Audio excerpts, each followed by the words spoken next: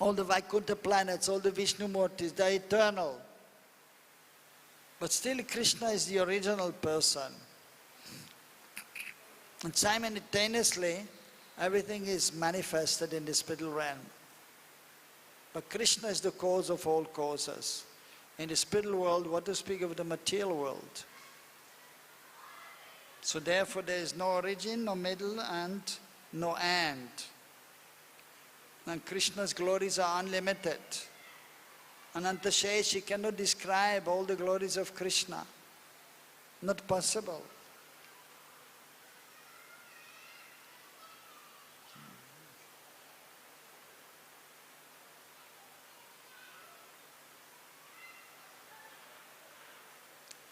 So, Arjuna is also mentioning in text number 18, so that you are the maintainer of eternal religion, Shashvat Dharma.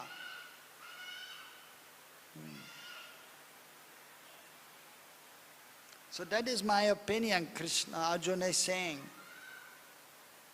Because sometimes different opinions may be there about the absolute truth. So Arjuna is humbly mentioning that is my opinion.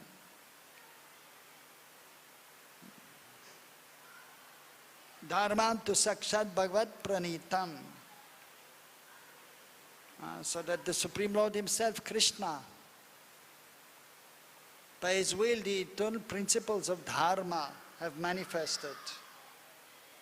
So they have manifested, and then also Krishna is the maintainer of the religious principles. Therefore He Himself is coming, or the different incarnations. Yada yada hi dharmasya glani bhavati bharata abhyuttama dharmasya tatmatmanam sijamyaham paritranaya sadhanam vinasya cha duskritam dharmastam sthapanataya sambhavami yuge yuge. Krishna is explaining in the 4th chapter.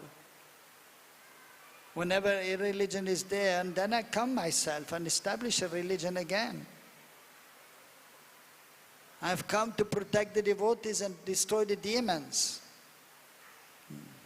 And I'm establishing a religion because in this material world, modes of material nature are there, and so many living entities are there, and due to the modes of material nature, so they are not aware of their position as servants of God, of Krishna or Vishnu.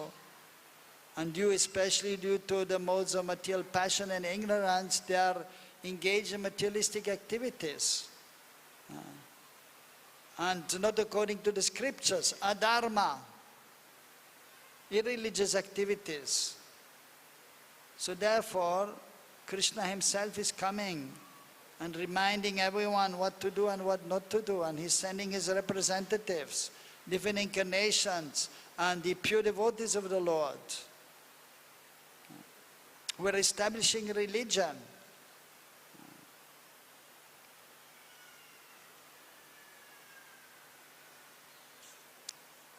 So dharma ultimately, the normal understanding of the word dharma, according to Sanskrit also, so that is a religion. But dharma, in Sanskrit language, the different words can have different meanings, and for one object there may be different words. So dharma means also nature, just like we have water. So water, the nature of water is that it is liquid. And usually water, of course, we want sweet water for drinking, even for washing the cloth, washing the utensils. Like we have the deity's paraphernalia, silver. When you wash it, even with some cleaning material, some cleaning soap, but if you wash with salty water, very quickly gets black. But if you have sweet water, it will stay longer, clean and beautiful, shiny. So when we speak of water, I want some water. I want to drink some water. Is it understood? It should be sweet water. And the taste is there of water actually. Rasamapsu Kaunteya, I'm the taste of water, Krishna is saying, Bhagavad Gita also. And so that is that the nature of water is that it is liquid. Of course, when it is transformed, you can make ice also with the water. Keep it in the fridge or freezer. But that is vikrit. So it is transformed. But the original nature of water, it is liquid. And it is pure, it is clean, it is sweet. That is the nature of water. So Jaiva Dharma, Jivka Dharma, the Dharma of the soul, of the constitutional position of the living entity. That is, the living entity by nature is pure. The living entity has love for Krishna. And love is very sweet. So that is the understanding also of Dharma. The eternal function of the soul, and that is to love Krishna, to engage in Krishna's service. But in the conditioned state, the living entity, due to material modes of material nature, is engaged in so many activities which have nothing to do with the actual nature of the soul. But then, by the mercy of the Supreme Lord and His representatives of the scriptures, then the fortunate living entity can understand his actual position. And when he is engaging in devotional activities, then he becomes purified, and then his transcendental nature will be revealed. And then naturally will engage in the service of the Lord. And then there's loving reciprocation with Krishna. And that is actually the goal of life. To awaken our love towards Krishna, our relationship with Krishna. Jiver sopoy Krishnere niptadas, with the eternal service of Krishna.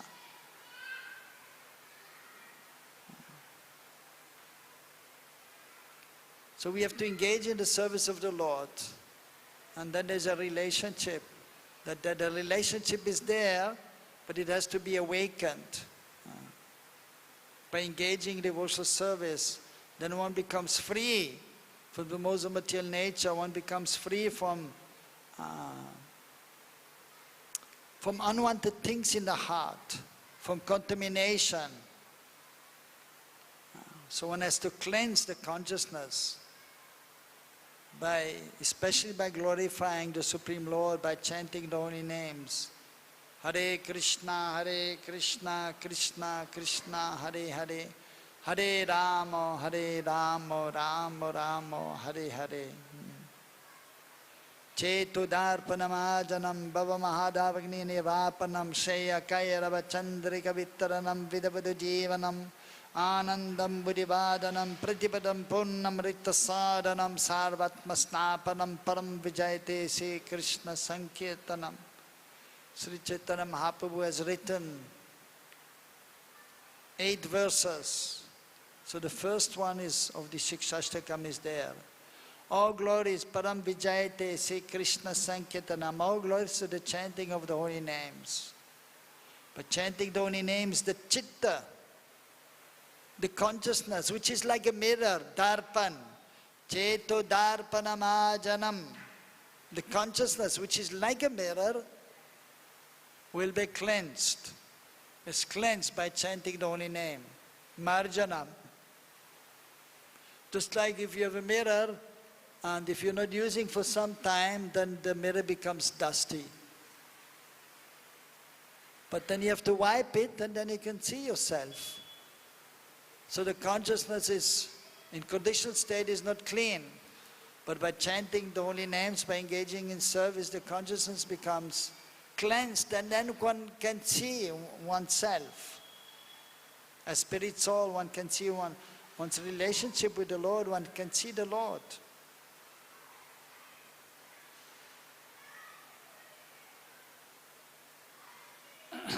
So for that we have to chant only names, and then Anandam Buddhivadhanam, and the transcendental bliss is increasing, and at every step we can experience transcendental bliss.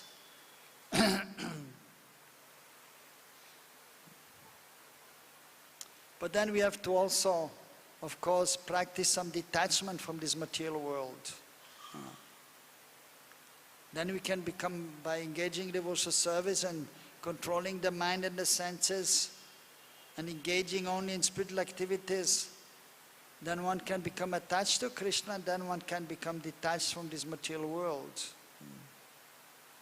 And then naturally one will always especially glorify Krishna and chant holy names. So that is the most important activity. And it is most effective in purifying our consciousness.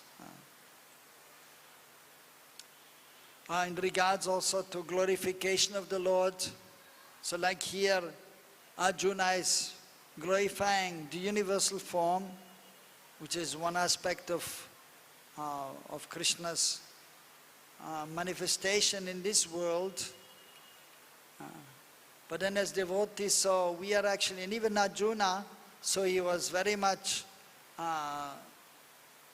awestruck by this universal form, and he was there with folded hands,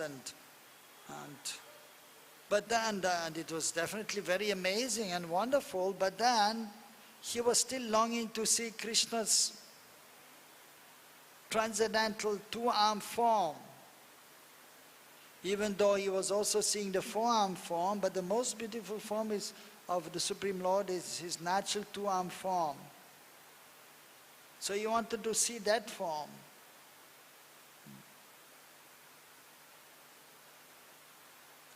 His eternal form, and his universal form that is only visible in the material world. In the spiritual world, there is no universal form, there is no need. That Krishna is ever present in Dwarka, and at the same time in Mathura and in Braj also. And that form actually we want to see, and as Gaudiya Vaishnavas, especially we want to see Krishna's form in Braj. Even Lord Brahma, so he's praying also, Ishvara Parama Krishna, Satchidananda Vigrahanadya Radhya Govinda Sarva Karana Karanam. And he also, so when he had darshan of Krishna, so he was very much enlivened. And then he was chanting the Brahma Samhita. And there, so many verses are there, and there is also is repeating himself again and again.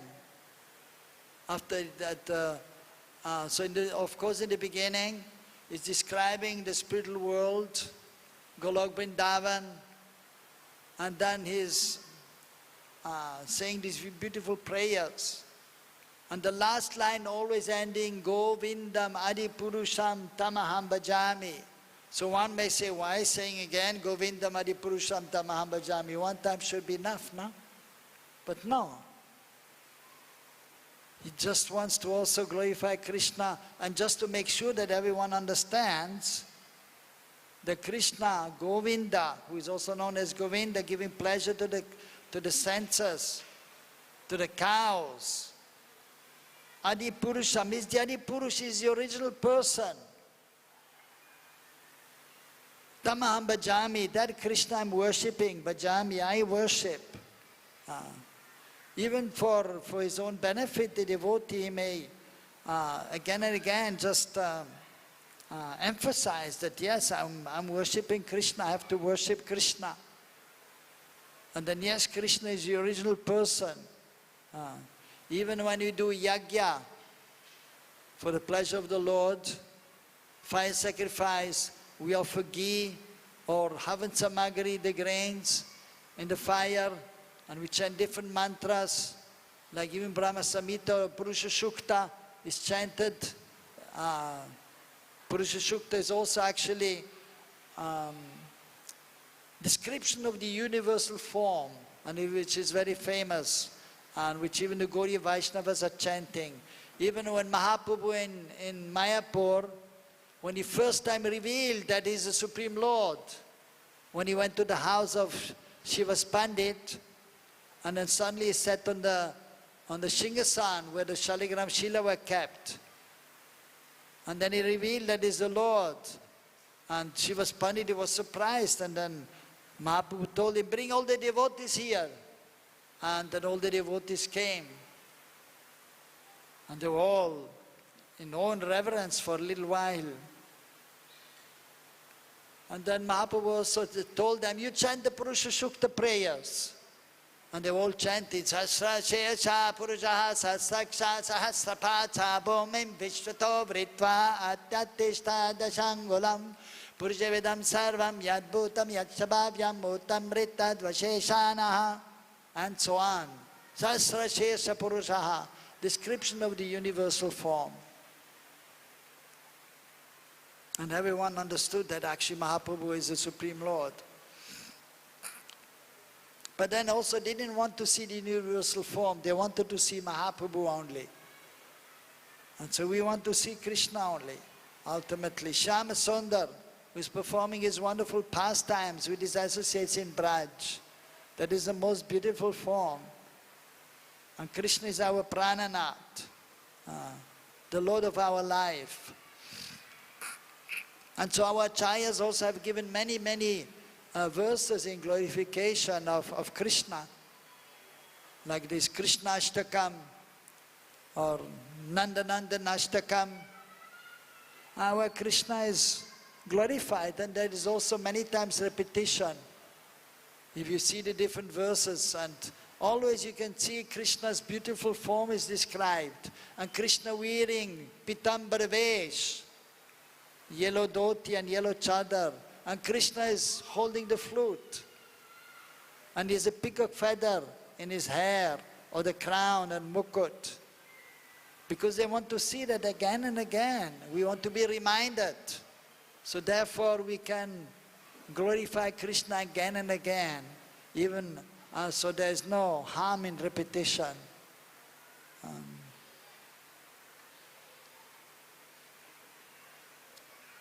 Shyama Sundar Shikendra Shekhar Smara Sumula Manaha Radhikara Sigamam Kripani Risapriya Charana Kinkirin Kuru. Krishna is a very beautiful form. Kasturi Tilakam Lalata Patale Vaksastale Kaustuvam. So many verses are there describing Krishna's beautiful form and wearing tilak, kasturi tilak. So this sandalwood paste but mixed with the musk of the deer. Krishna holding the flute, wearing a peacock feather. So by saying again and again, by repeating, then we can remember Krishna, we can see Krishna.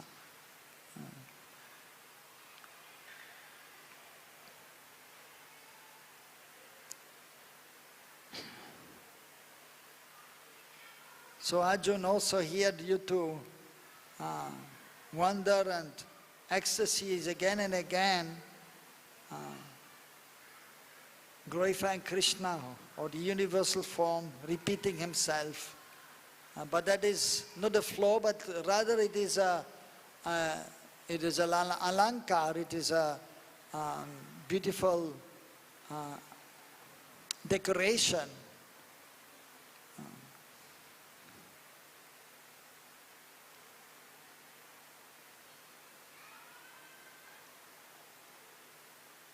So we appreciate very much the verses of Arjuna, and therefore we're reading the Bhagavad Gita again and again, and we can appreciate these verses.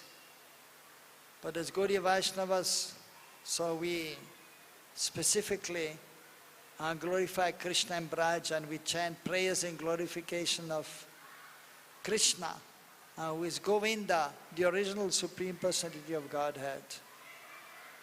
Hare Krishna, Krishna Krishna, Hare Hare, Hare Ram, Ram Ram, Hare Hare.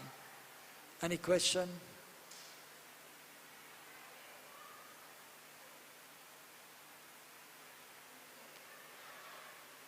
Yes.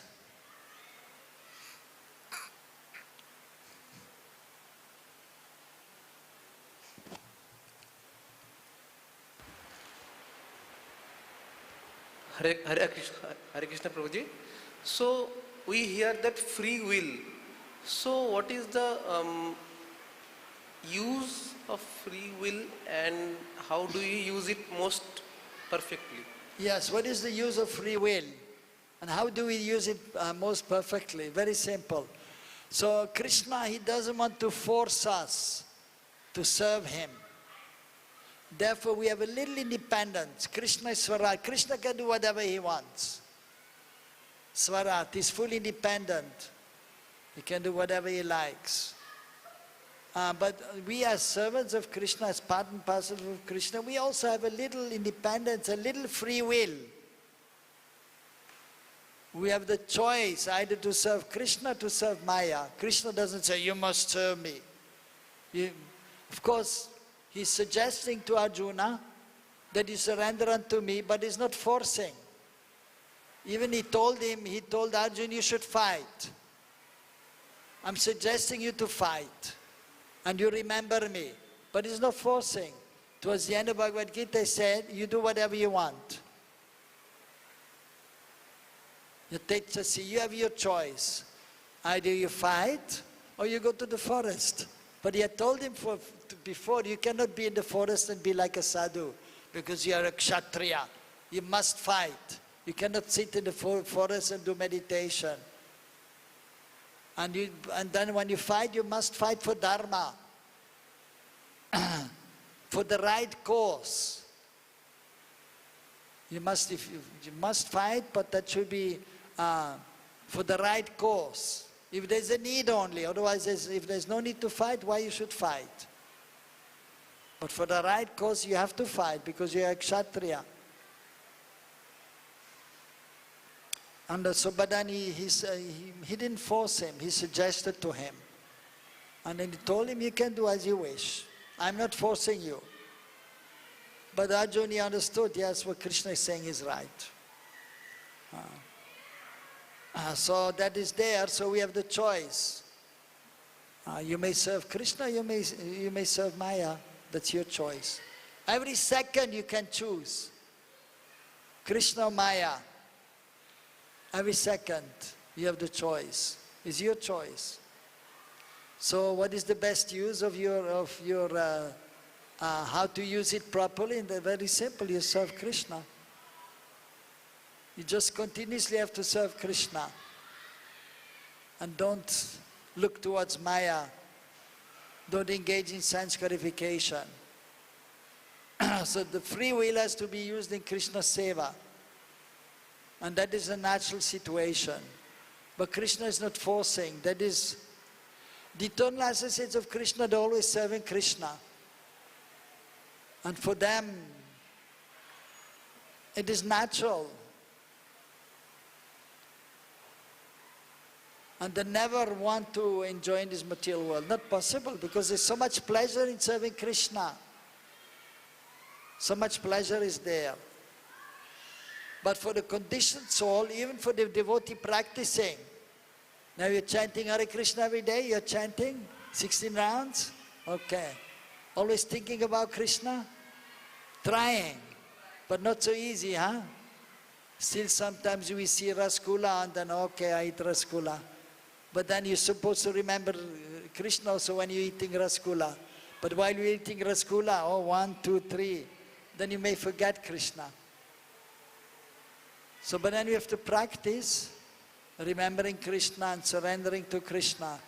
So that is not so easy for the conditioned soul, but we have to practice and we have to try to become free from the modes of material nature, especially tamagun and rajagun, ignorance and mode of passion. And we have to be situated in goodness, sattvagun, and be controlled.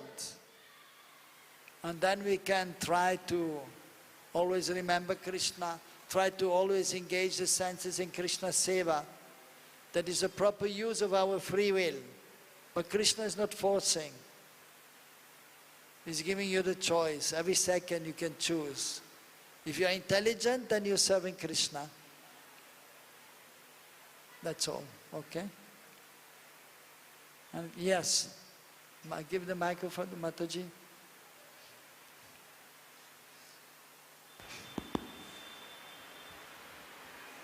Krishna has asked Arjuna to fight and against adharma. And he said that he's a Kshatriya, so he has to fight. That is Yes. his duty. Yes. Now if, suppose you're not a Kshatriya and you come across adharma, what would be the answer for that? If you are not a Kshatriya, Yes. in So how do you face adharma? how to face a dharma? Yes. So first of all, we actually have to get knowledge. We have to get knowledge. We have to learn what is dharma and what is adharma. Even there are different kinds of dharma. There's nitya dharma or parodharma, sanatana dharma. That is serving Krishna. That is the eternal activity to serve Krishna. That is known as nitya dharma. Or that is transcendental occupation. That is a real occupation, vastav dharma. But then when we're in the material world, there's naimitika dharma. There's some occupational duties. Or for example, we have to follow Vana ashram. According to Vana and ashram, we have to be situated, and of course we should keep Krishna in the center.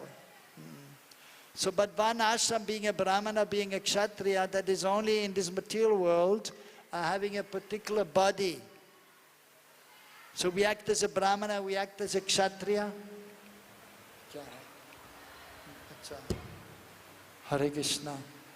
So we have to act in a certain way. But in this lifetime we may be a Brahmana, or we may be a man, and the next lifetime we may be a woman. So that dharma will change of this world.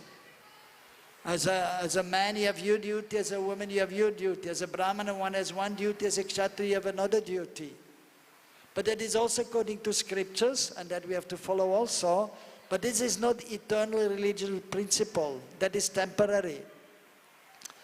So and then of course that we have to know, and then we have to know also what is adharma, what is sinful. The four sinful activities that there, like eating meat or gambling, illicit sex. So that is prohibited. So that we have to know. Or even for example stealing, one should not steal. That is sinful. One should not lie. So that is adharma. So we have to know what is dharma. We have to know what is nitya dharma. We have to know what is naimitika dharma. We have to know what is adharma. So first we have to get knowledge. We have to get proper knowledge, and then we have to act according to the knowledge, and then we have to use our intelligence. And then we need guidance also from those who are more advanced, that they can help us, because sometimes you may not know, shall I do this or should I do that? Because even sometimes according to time, place and circumstances, different rules and regulations are given. So we have to have knowledge from the scriptures, from the spiritual master, from the saintly persons, and we have to be under the guidance. Like even Arjuna is a devotee, he knows that Krishna is God, and he knew also what to do and what not to do. But at a certain point, he did not know what to do. Because there on the other side, not only was Duryodhana there, but Bhishma Dev was there. Dronacharya, Kripacharya, they were the Gurujan. Therefore he was thinking, what shall I do now? I cannot fight against my Guru. How it is possible? How can I fight against Dronacharya, Bhishma Dev? This would be a dharma. So therefore then he surrendered to Krishna, because at that point he was not exactly sure what to do and what not to do. How he can fight against the Guru? It is mentioned one should not argue even with the Guru. We cannot argue with the Guru. Guru Dev is saying one thing, and then you say, no, I will not do that. No, you cannot. Or to speak of fighting against the Guru. Not possible. This is our dharma. But at that point, because Bhishma Dev, Dronacharya, Kripacharya, they were with Dronacharya, they were with Duryodhana, who was not dharmic, he was not following dharma. And he was actually against the Pandavas, and against the religious principles, Dharma. So he was adharmic. And because they were obliged to be with him, because Bhishma Devi took a vow that he will stay till the end of the life, and I will be in Hastinapura, and I will protect Hastinapura. So he was obliged. And somehow by the will of the Lord, so these acharyas, they were staying there. Although it would have been better not to stay there with Duryodhana, but still, they were obliged. Because they were, although not by proper means, but by improper means, so Duryodhana, he became the ruler. And so they had to stay there, and they knew actually that is not right. But they could not convince him to do what is right. So therefore at that point, so Arjuna didn't know exactly what to do. He was bewildered. It was a difficult situation. But then Krishna told him exactly what he should do. And he was saying, so you have to fight because you have to be on the side of Dharma. And I'm telling you what is Dharma. But still, he was not forcing him.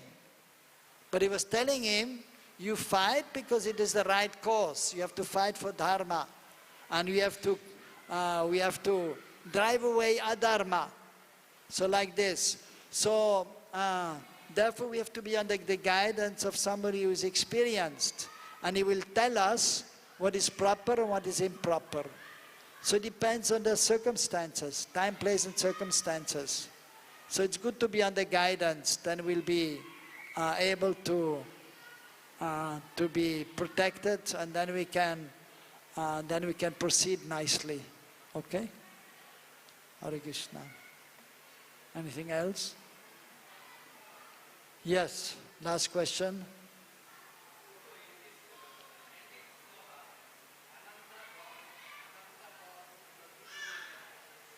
In the 18th verse, 19, yes.